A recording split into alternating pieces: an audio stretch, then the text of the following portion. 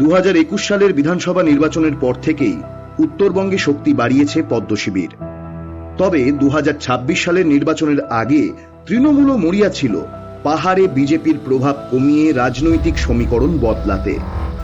উত্তরবঙ্গে শাসক দলের বিরুদ্ধে বিজেপির মূল হাতিয়ার পাহাড়ে উন্নয়নের ক্ষেত্রে বঞ্চনা এবং জাতিগত রাজনীতি। অন্যদিকে দক্ষিণবঙ্গে তৃণমূলের শক্ত ঘাঁটি মালদা, মুর্শিদাবাদ, দুই মেদিনীপুর সহ অন্যান্য অনেক অঞ্চল। মূলত লক্ষ্মীর ভাণ্ডার বা যুবসাথীর মতো জনমোহিনী প্রকল্পের ভিত্তিতে যখন শাসক দল তৃণমূল ভোট বৈতরণী পার করার চেষ্টা করছে, ঠিক তখনই উন্নয়নের প্রতিশ্রুতি ভঙ্গ এবং সংখ্যালঘু তোষণের রাজনীতির অভিযোগ আনছে বিজেপি। প্রথম দফায় নির্বাচনে 152 আসনে প্রতিদ্বন্দ্বিতা করছেন 1478 জন প্রার্থী। নির্বাচন অবধি শান্তিপূর্ণ পরিস্থিতি রাখতে ইতিমধ্যেই 2407 কোম্পানি কেন্দ্রীয় বাহিনী মোতায়েন করা হয়েছে। নির্বাচন কমিশন সূত্রের খবর, ভোট চলাকালীন যে কোনো রকম অশান্তি হলে তা কঠোরভাবে দমন করবে কেন্দ্রীয় বাহিনী। তবে 2026 নির্বাচন যেমন শাসক দলের জন্য গুরুত্বপূর্ণ, ঠিক তেমনই পদ্ম শিবিরের কাছেও এটা একটা বেশ চ্যালেঞ্জের ব্যাপার। তাই প্রধানমন্ত্রী থেকে স্বরাষ্ট্রমন্ত্রী, উত্তরপ্রদেশের মুখ্যমন্ত্রী থেকে আসামের মুখ্যমন্ত্রী উপস্থিত হচ্ছেন রাজ্যে।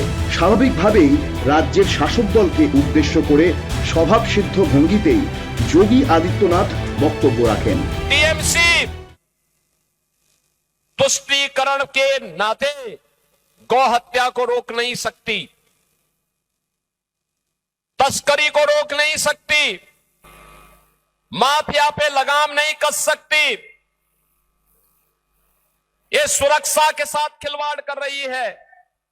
आपने देखा होगा कैसे ये सरकार बांग्लादेश बॉर्डर पर फेंसिंग की कार्रवाई को रोक रही है। आपने 2022 में देखा होगा कैसे टीएमसी के गुंडों ने जनजातीय समुदाय पर अत्याचार किया था। और इस सब के बावजूद पिछले 15 वर्षों में ममता दीदी के नेतृत्व में जिस प्रकार की अराजकता, गुंडागिर्दी, माफियागिरी आज बंगाल की धरती पर देखने को मिल रहा है। ममता दीदी कहती है कि अब खेला हो भी, और मैं तो उनसे कहना चाहता हूं 15 साल बहुत हुए, अब खेला बंद होगा और विकास शुरू होगा।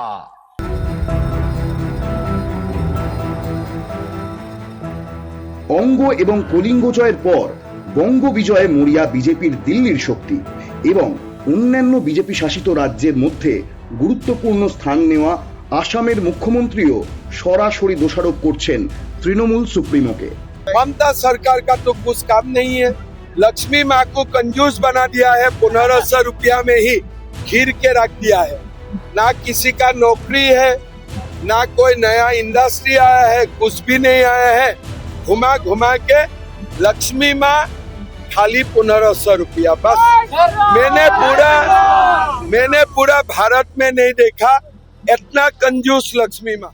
2026-এর ভোট যুদ্ধের সবচেয়ে গুরুত্বপূর্ণ অনুঘটক হল স্পেশাল ইন্টেন্সিভ রিভিশন বা SIR, যাকে তৃণমূল সুপ্রিমো মমতা বন্দ্যোপাধ্যায় রক্তপাতহীন রাজনৈতিক গণহত্যা বলে অভিহিত করেছেন। ইতিমধ্যেই 91 লক্ষ ভোটারের নাম বাদ পড়েছে। মালদা ও মুর্শিদাবাদে প্রথম দফায় ভোটের আগে ট্রাইব্যুনালের বাইরে মানুষের লম্বা লাইন। মুখ্যমন্ত্রী মমতা বন্দ্যোপাধ্যায় একে বাঙালির ভোটাধিকার কেড়ে নেওয়ার ষড়যন্ত্র বলে অভিযোগ করেছেন।